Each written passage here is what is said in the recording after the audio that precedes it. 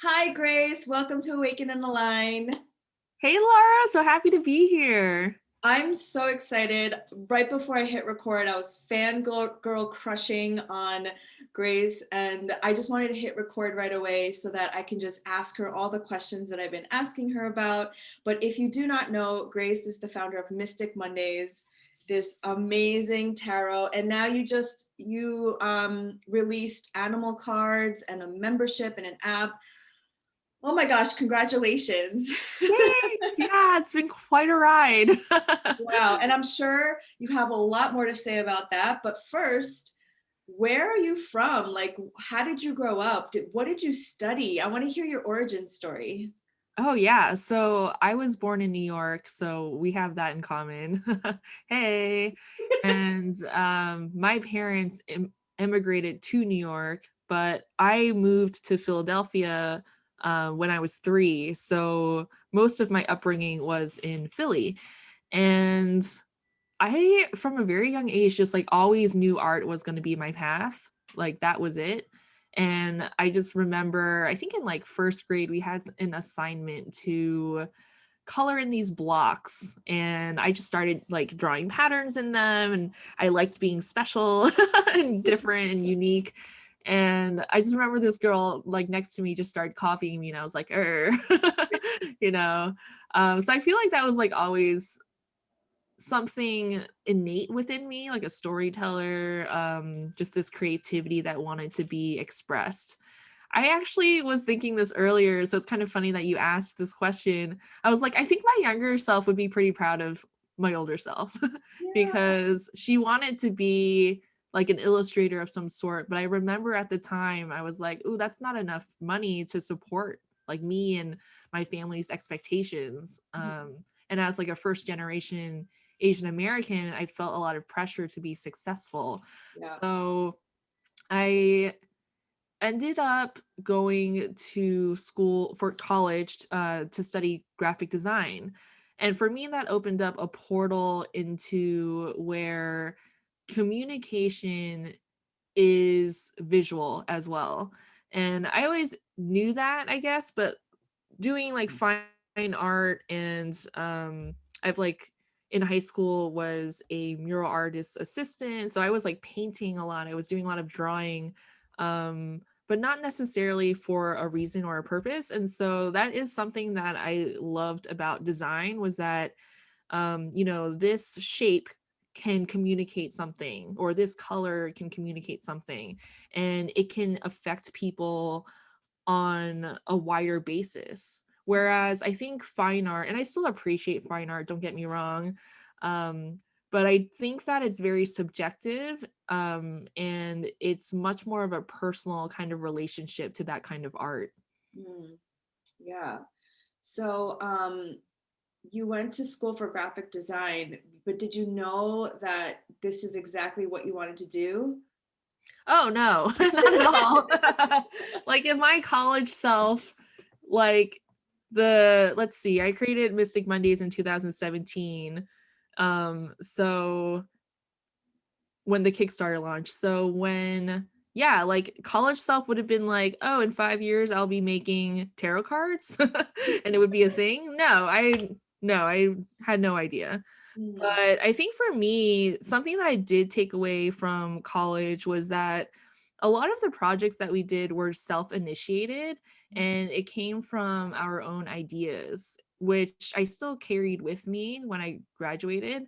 And I think I was like shocked when I started working in the workforce, where it was much more like minutia kind of details. Like you just had to like, I ended up feeling like a pixel pusher and just didn't feel the purpose that I really wanted to feel. Like I was really living out this sort of mission.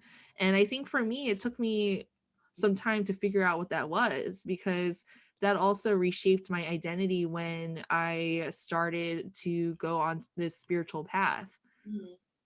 Yeah, you made a really great point, actually. And I think why I was asking is, what did you want to do with the graphic design? Because I feel like corporate America wants you to be unique and wants you to like show your gifts. But then when you actually work, it's like, no, you can't. You have to leave all of your creativity and uniqueness at the door and just do what you're told. Yeah, there was like a level of that. I think for me too, that I just have a thing with authority that I just don't Same. want to listen. I'm like, wait, are you an Aries? Yeah, I think we Oh had my that God. brief like discussion on Oh, Instagram. over DMs. Yes. Yeah. Yeah. Wow.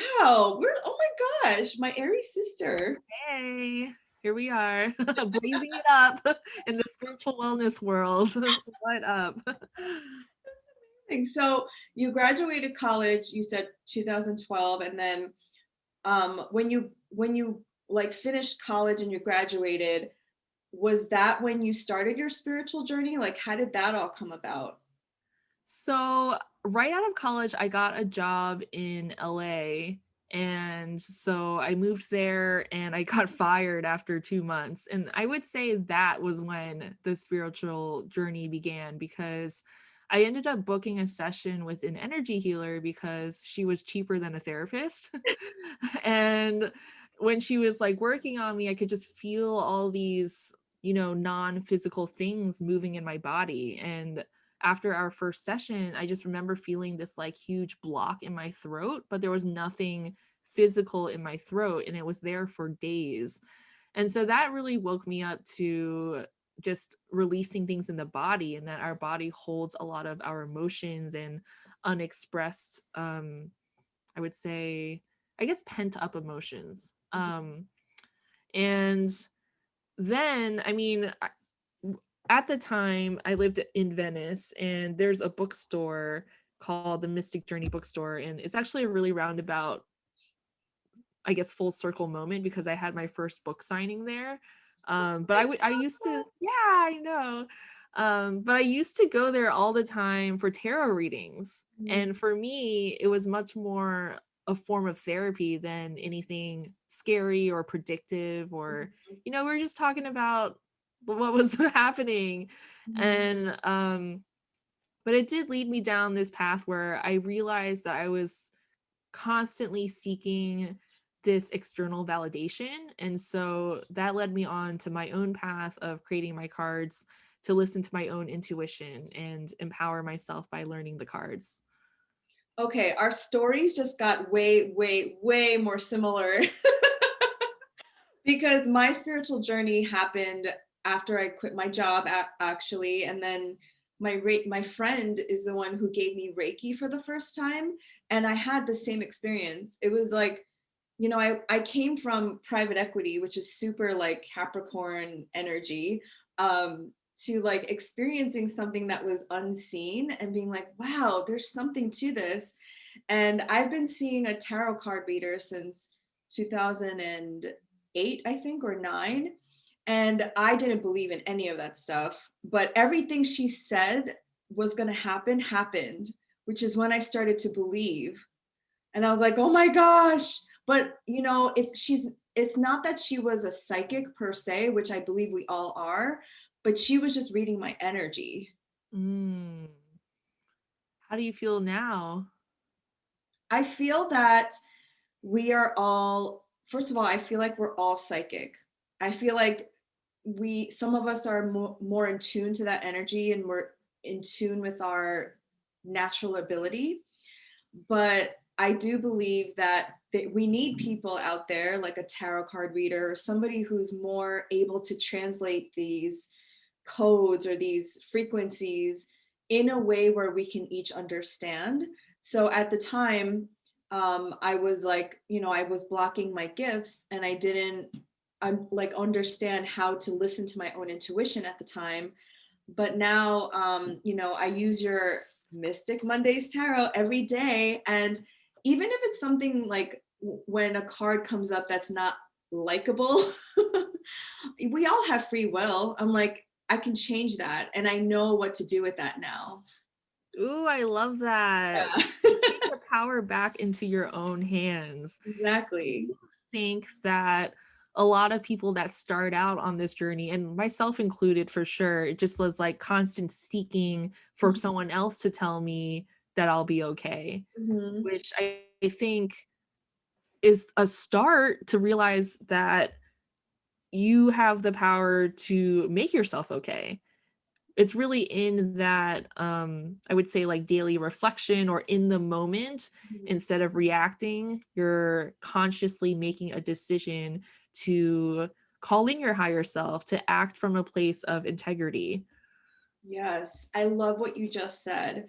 I love that you said taking the power back for yourself, because that's what this whole spiritual journey to me is. Actually, it's the onus is on you. It's like that emperor energy. It's that like Aries energy of I'm taking control. I'm being that power in myself to create the world and create the life that I want to live.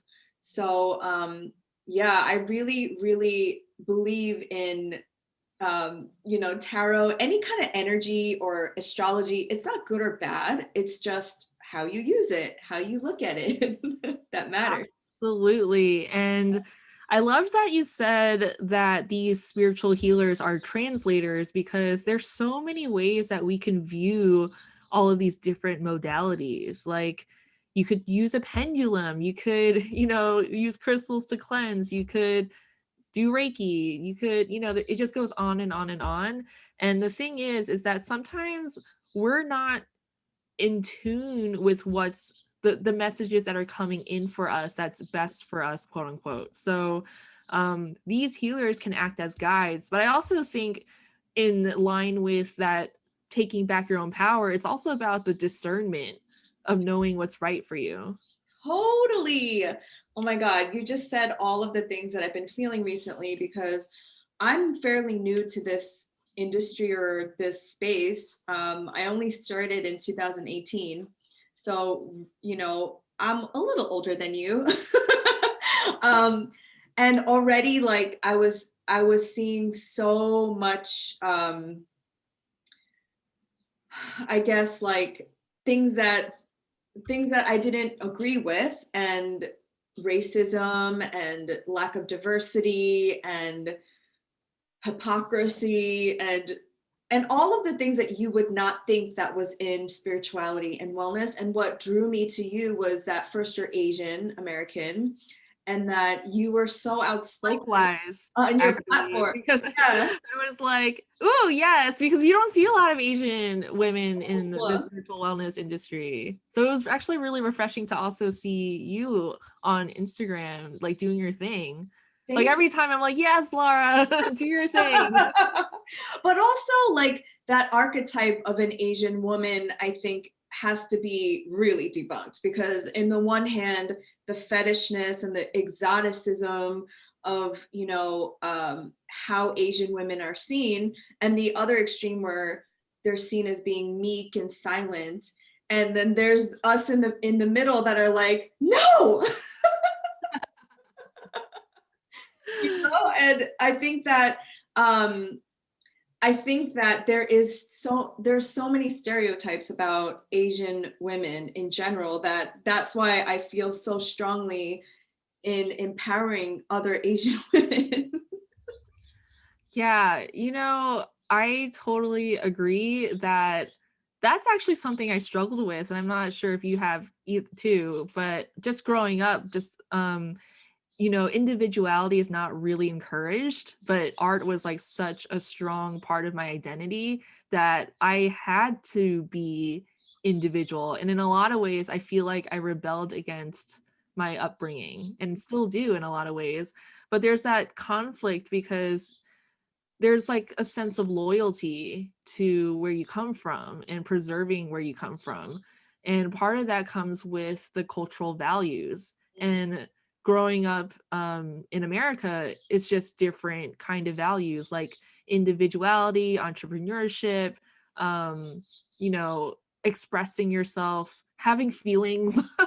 It's just all, part of it just feels like a huge um I wouldn't say disappointment, but I know my parents for sure like don't completely understand, and I'm accepting that they don't need to completely understand.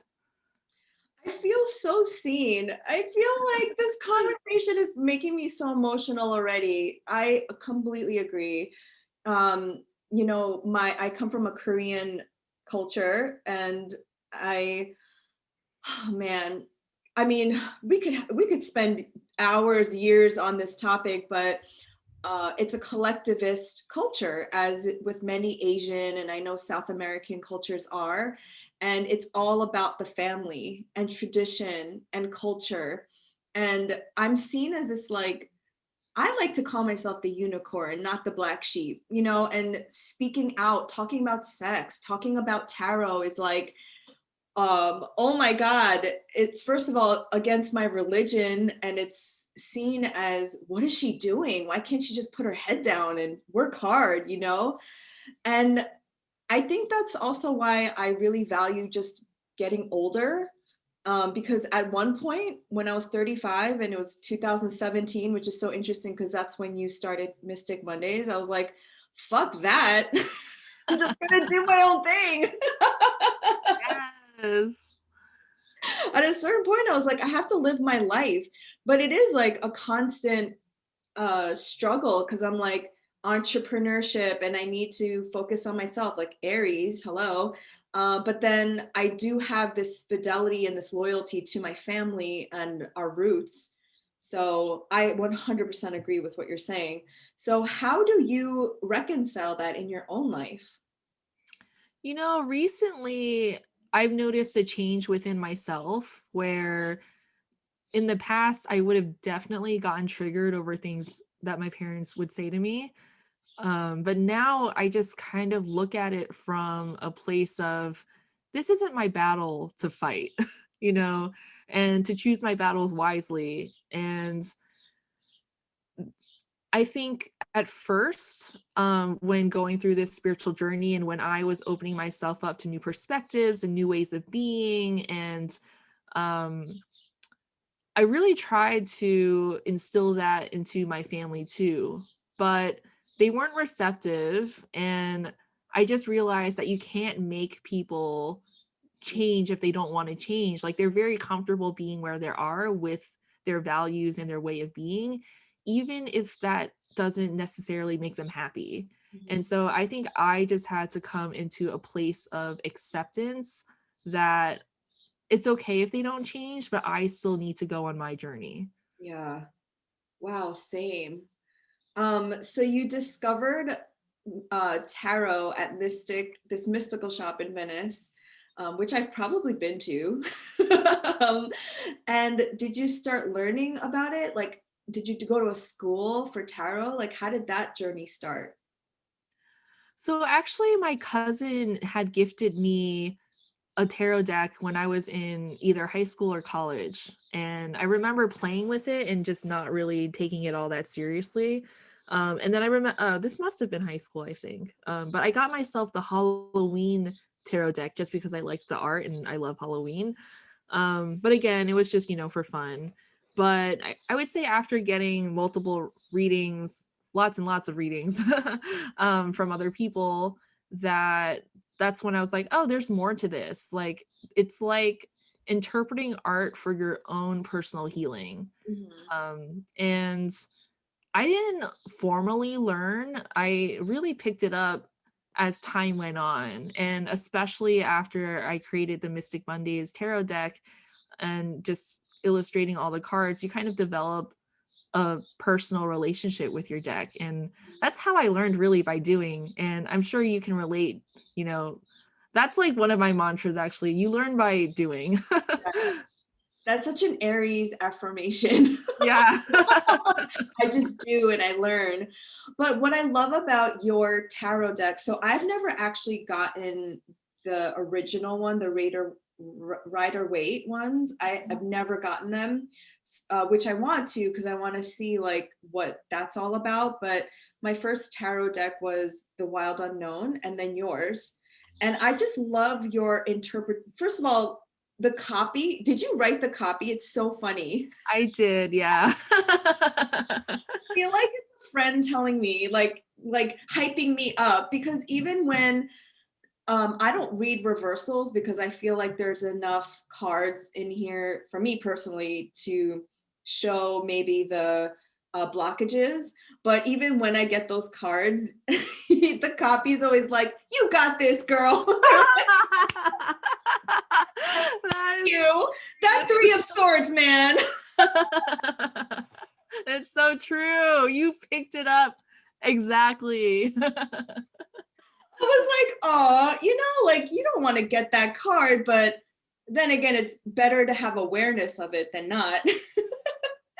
But my mind is all over the place.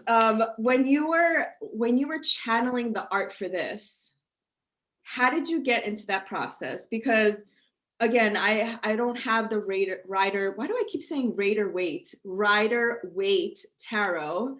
So I'm not familiar with that art because I know that art was channeled, but how did you come to like this? I mean, her artwork is so beautiful. Like, how did you come to this channeling?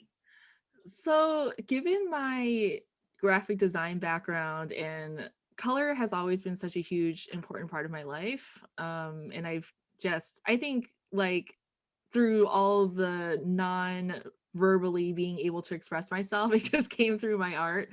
And so yeah, I just knew that color would be a huge part of this deck, but also for me personally, when I was looking for a tarot deck for myself, I couldn't find one that I like really loved and could get behind. And so that's really what sparked creating this deck in the first place. And then I just know for me, well, one, I want to I want to address the copy because you hit it right on the nose. Because when creating this deck, I really did want it to be like this deck would be your personal one-to-one relationship type of deck.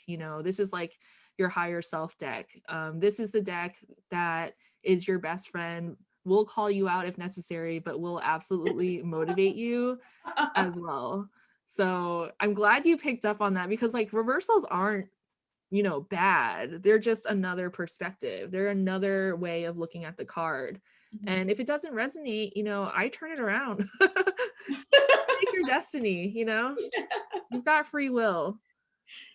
Yeah, and I don't know if you like energetically did something to these cards, but they're so accurate. Do you find people say that to you?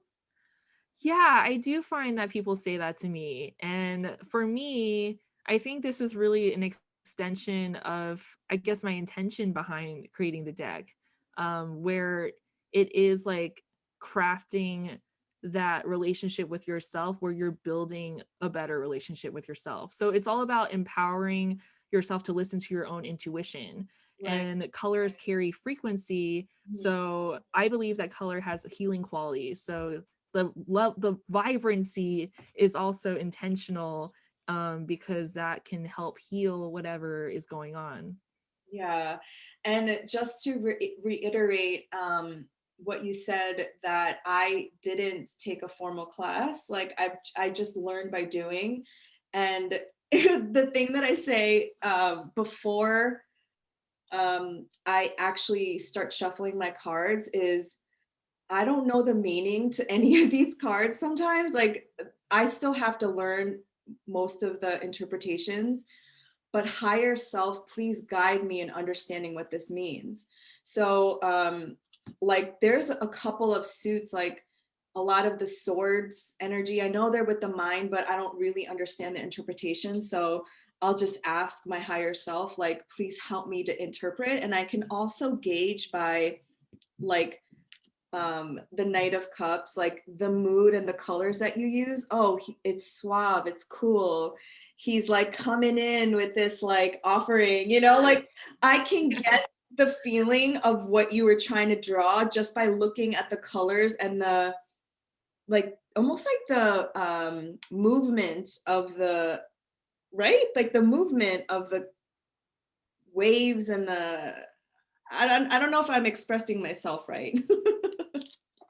Yeah, I would say another aspect of creating Mystic Mondays, because I've definitely felt this way, is so my cousin gifted me the Rider Waite deck, and it was like a beginner deck. It had the descriptions on it, but it still, was intimidating. It's like 78 cards. Some of them look scary. Some of them, are pretty outdated too, because it's not like reflective of current a, a diverse, inclusive society.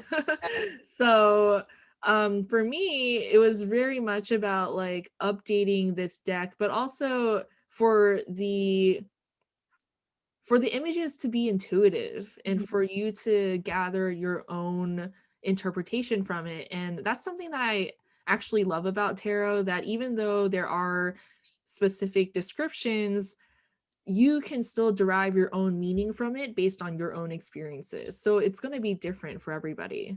Yeah. Do you have a favorite card, like a favorite archetype? I would say the magician just because I really relate to it, and it's also one of my birth cards. Mhm. I really, I didn't come from much, but I feel like a really resourceful type of person, and I, make things happen and can, for me, I'm more like, since I'm visual, I tend to see these things in my mind. What is that called again? Claire. uh, Claire, oh my God, I know clairvoyant. I had it, but then I was Clairvoyant? like, yeah, yeah, yeah. So I'm Okay. much more like Claire. I'm definitely more clairvoyant than the other Claires.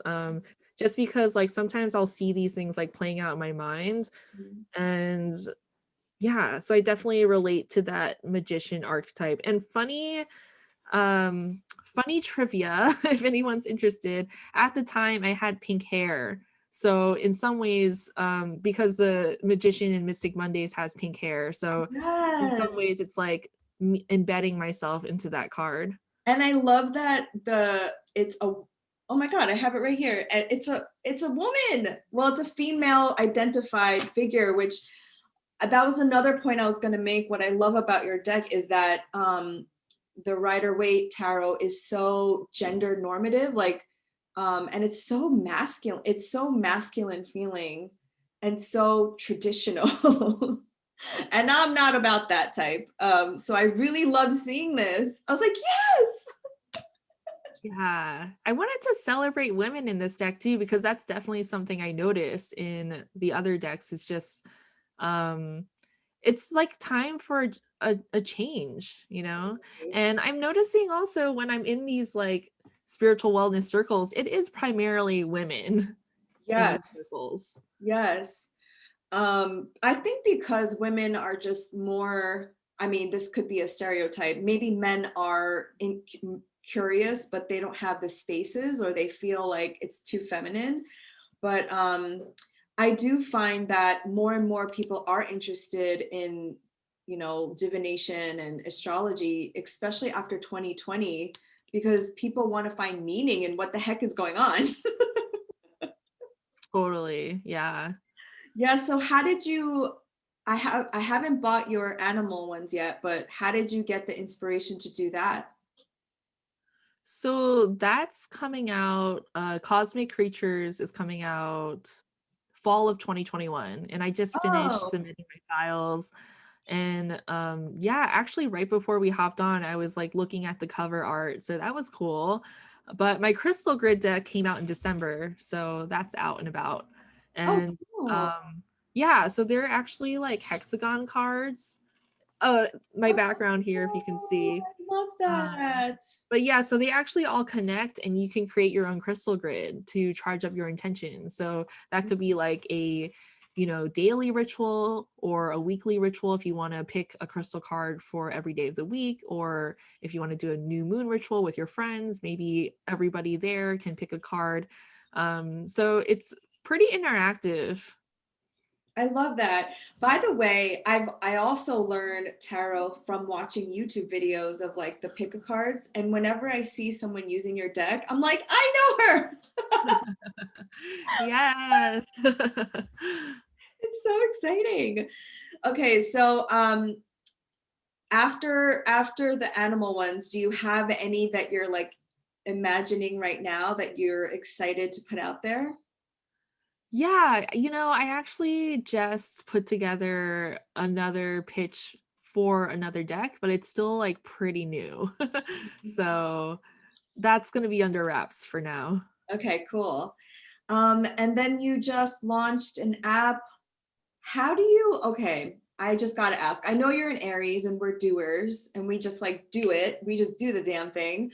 But you have these ideas and And I think that's where maybe the disconnect is for some people. They have all these ideas, but they don't know how to like execute. How do you personally do that?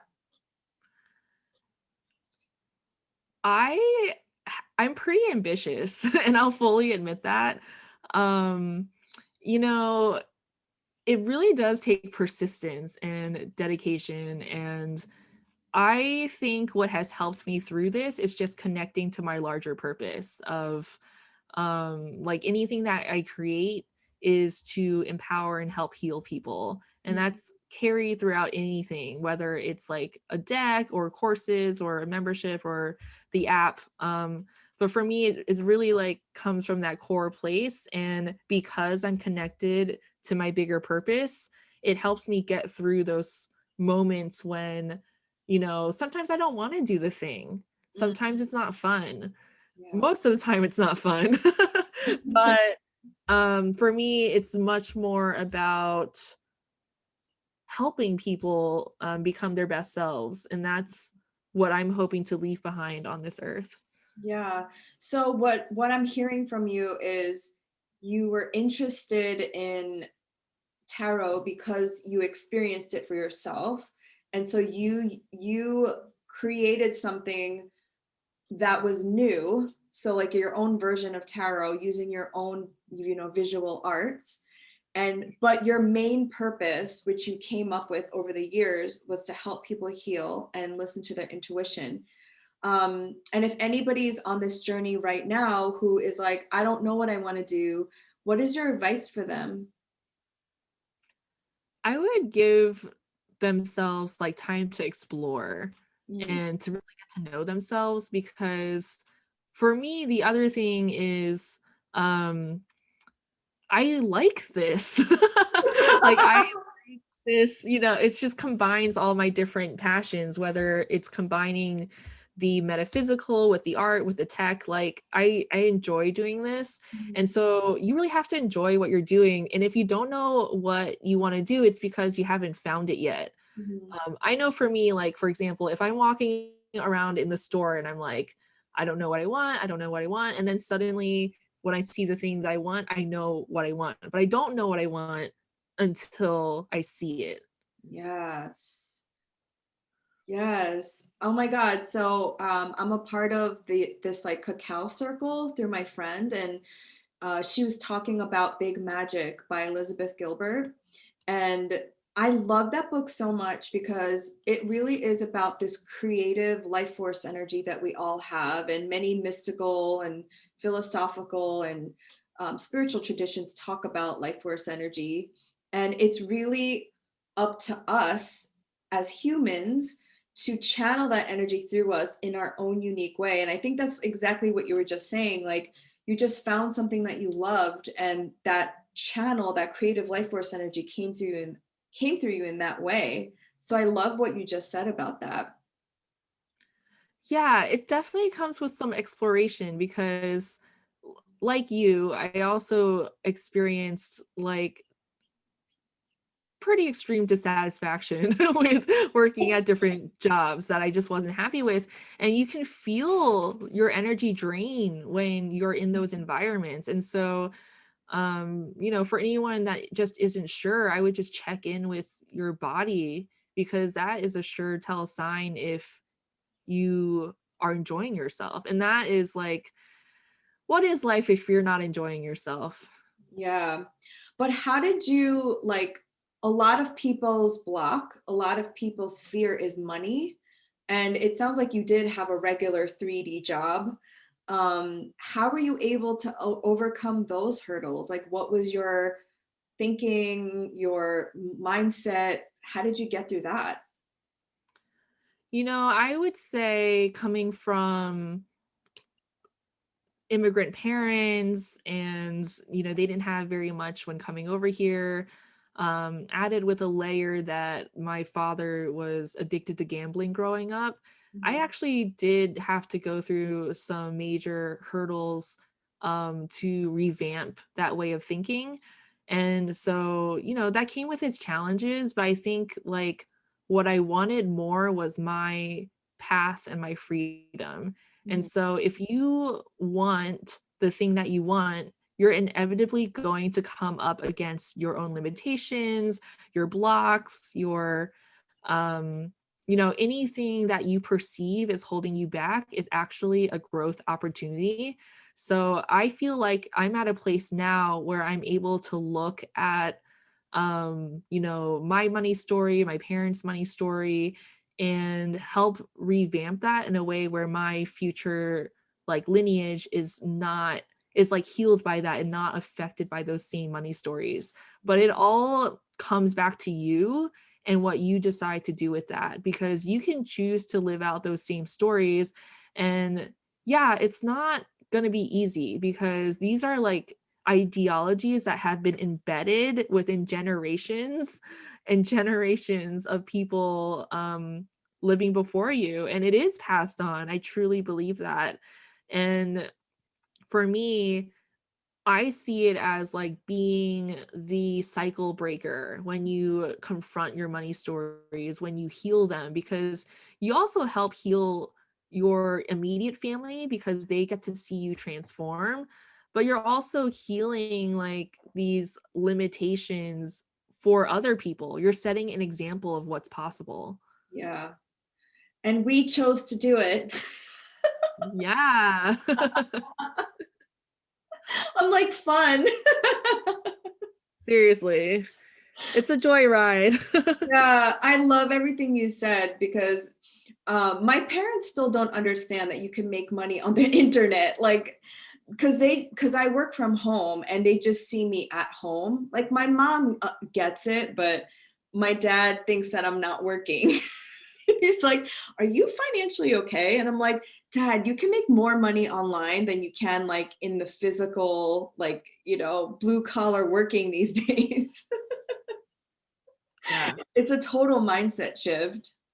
Totally. And the thing is that I think we as a society are also embracing new ways of working. Mhm. And I know my parents totally don't understand. They're like, Grace is in her room all day or whatever, you know. Um, but I feel like, especially with the pandemic, that more and more people are coming to realize that there's more to life, Mhm. and that why not now to pursue their calling? Why not figure that out before it's, I don't time isn't totally linear in my world, but like before it's too late, as they say. Yeah. You might as well, explore what that is. Yeah, and I mean, you're living proof of what's possible. I mean, if you didn't follow this dream and follow this pursuit, I mean, we wouldn't be talking here today. If I didn't just drop into your DMs. This is what I tell people all the time, like there's like people who say no, they don't want to be on my podcast or they don't want to talk about their story. That's fine. But at least like I need to do my part and like reach out to people. If they don't answer, then they don't answer. But it takes action. Yes. Yeah. It absolutely takes action. It's not just about ideas. And I do think that is the missing thing, like what you were talking about, like the dissonance between the big idea and making it happen. It's literally like all the little things you can do to get to the big thing. That's how it happens. It's not, suddenly transformative. Exactly. And it has to happen on the mental, emotional, and physical level. Like you need to get everything moving to that side. Yeah. So what are your other big dreams? Like, do you want to keep making cards or are you like expanding out of that bubble into more things? That's a really interesting question because I'm kind of in a transition right now, and I'm actually going on a plant medicine ceremony soon to get some Oh, clarity. amazing. Yeah. I Yeah, love so I'm in a process of like thinking about that, but I know for me, like I thought I wanted to like make a deck every year, and then realizing the commitment of that just, made me think about, oh, what other things could I be doing that fully expresses myself in my power. And I think a thing that I would love to explore more is using my voice. And I'm very much a person that likes to show or prove myself through my work. And Mhm. so a lot of it's just like, you know, here's what I can do versus like, here's who I am. And I Mm, think that I'm transitioning into showing more of who I am versus letting my work speak for me, which for yeah. me was very much a point of like, I was very like prideful of that. Like I am proud of the things I make. But for any artist or anybody who identifies with being creative, I'm sure that you've all kind of struggled with the like, is my work my identity or who am I without my work? And so I'm definitely exploring that this year. Wow, I this is the exact topic that I've been pondering about during Mercury retrograde because I've had many different careers from finance to photography to blogging to even baking and now healing. And this moment in time, I was like, maybe I'm meant for more than just like healing one on one, which I love. I love doing that. But maybe I'm supposed to be out more, sharing my voice and being out, in the spotlight, if you will, and kind of like Oprah, like having her super soul. That's my dream. But I think I was so afraid of that because, again, like Asians don't do that. Well, that's about to change. um, and I really think that it's time for Asian American women or Asian women in general to just like step out and be faces of media and be more outspoken. So, what are your feelings about that? I know we talked about this a little bit in the beginning before we press record. I mean, I would love that. Growing up, I really didn't see any of that. So I wanted to be a different race. I wanted to be white primarily because that's like all I saw and that was what was being emulated around me. And now, I'm much more comfortable in my skin. But yeah, I wish that there were more people like you and I when I was growing up so that I could have a role model of sorts. And so I do think it's more important that people of color, women of color, and especially Asian American women, just claiming more space. Yes.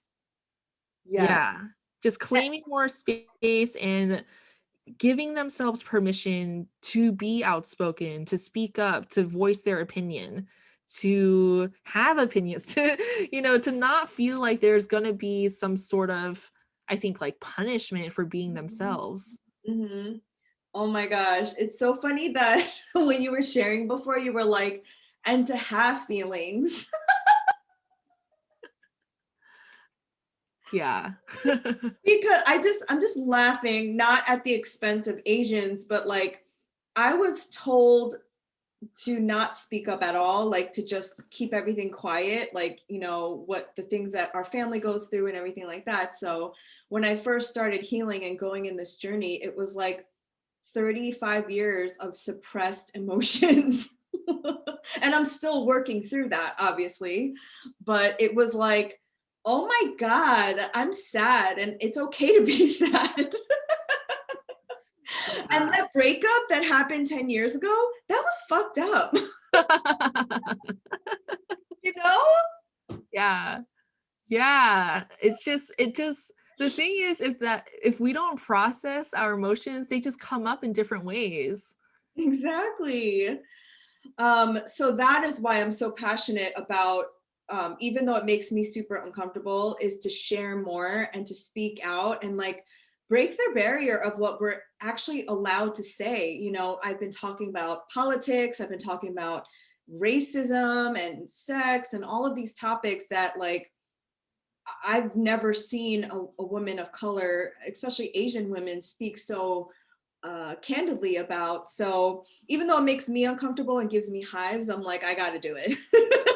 Yes, girl, you go do that. And I feel like it's almost like your body is like trying to protect you, Mhm. but you know that you're pushing past that. And I'm excited for the day when you no longer have hives.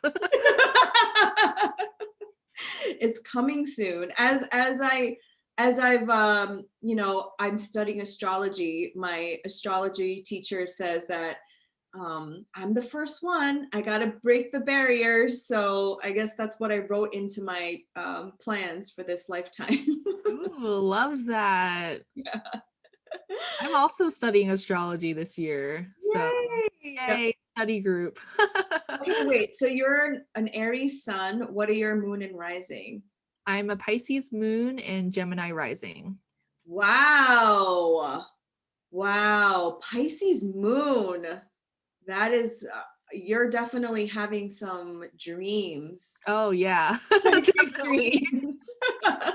Definitely. Yeah, it's actually been, yeah, my dreams have been really telling. And it's also like fun to interpret them, and go into that world. It reminds me when I was younger, actually, I thought related more to the Pisces descriptions Mhm. more than the Aries descriptions. And now that I'm older, I definitely relate to being an Aries, but um that Pisces moon does keep me, I feel like, um I think that's where my visions come from.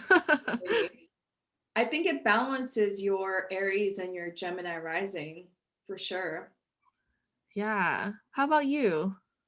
I'm an Aries sun, Aquarian moon, and Sag rising. Ooh. It's interesting because I always thought I was a Pisces because I'm on March 20th, but I got my natal chart read for the first time in 2019, and she was like, you're an Aries." I was like, "What?"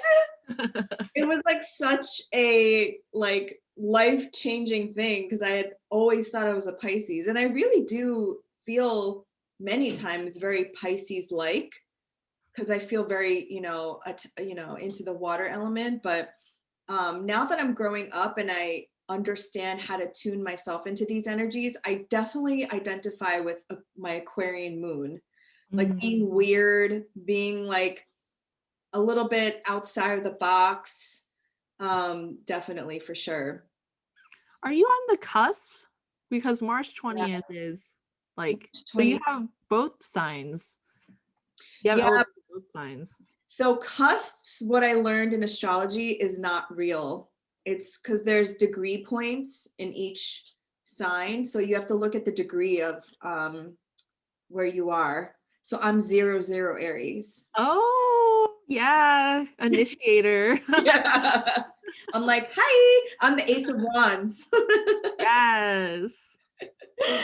Yeah. So is there anything that I didn't ask you or that I didn't prompt you that you wanted to share? Mm, I don't think so, but you let me know. How would you like to wrap this up? I mean, I think the main message was that I wanted to understand your story and how you came to tarot, and because those stories are always mystical in their own right. Like they're always like, I feel like in Harry Potter, when the wand chooses you, I really do feel like these divination tools choose you, and that's how you express. For me, it was astrology and energy healing, obviously, but um, I was just so drawn to your artwork too because it was so bright and so different. And the archetypes you use are so inclusive and so diverse. And so I just wanted to learn about your story and how your background has shaped you. So I think we really got everything that I wanted to get out of the conversation, but I did want to leave space for you in case you wanted to share anything else. It could be random too. Sure.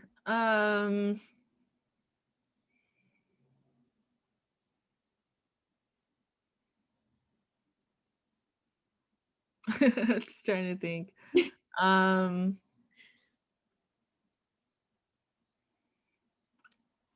I suppose if the last thing I would want to share with your listeners, it's just that if you're feeling uncertain, that is a sign for you to find your path, and that we can embody trust more deeply. And I know that I've been working on this more in the past week or so, but it's been so present. It's just that, this feeling of trust is like an entity. And you can look at anything as an entity, really, as a form of energy, whether it's money or, divine feminine or masculine or whatever it is. But for me, I've been really envisioning what trust feels like. And I know it's a very uncertain time. So this trust, when I was letting it into my body, it just felt like relaxing my shoulders, like just trusting that my digestive system was working, that everything is going to fall into place. And that will help if you're feeling, kind of like discombobulated in these times. Yeah, I love that. Can I just say that you're so grounded, like you're so embodied. Everything that you say is like, and that's what I feel is missing in the spiritual community actually, is again, like being the embodiment of what you're teaching, of what you're sharing, and just how you explain that, like feeling the trust in your body, like what that feels like. I really love that. And also like you showed up early. You showed up at 11:59. And that's something too that I'm like, a lot of these spiritual people are so flaky. It's like time doesn't exist on this dimension. And I'm like, time exists in the 3D though. It's I really, definitely, I really yeah. appreciate you. Thank you. Yeah, it's something, you know what? I was like such a late person, like growing up, like especially in high school. Maybe it was my rebellious, like teenage years. But, as I've been embracing my adulthood, like I came out of my Saturn return, I guess in December. And so I'm all like, Yay. my birthday's on March 24th. So Oh my that's God. June. So yeah, I'm just feeling like I am owning my life, and that includes showing up on time. You're adulting. Yeah, serious adulting. But thank you for saying that and noticing, because Oh my God, are you kidding me? very like validating. Because I'm from like finance, so I'm super Capricorn when it comes to my work life, and Virgo, that some people sometimes don't even show up, and I'm like, hello. Time still exists like in reality too. Yeah, for sure. It's funny because yesterday I was on another podcast interview and she asked me how I straddled I was like the spiritual world versus the physical world. And for a second I was like, that's a really great question. Because I guess in this world I do tend to take action and do the work. So it's definitely a balance between like being the dreamer but also being the doer. You Mhm. have to be both. You have to be both.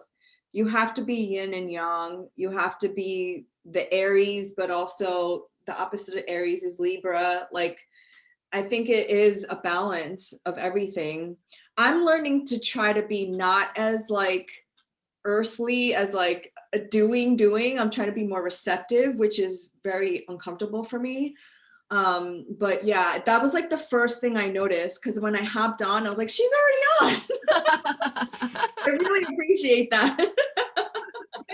Thanks. Yeah. Well, where can people find you?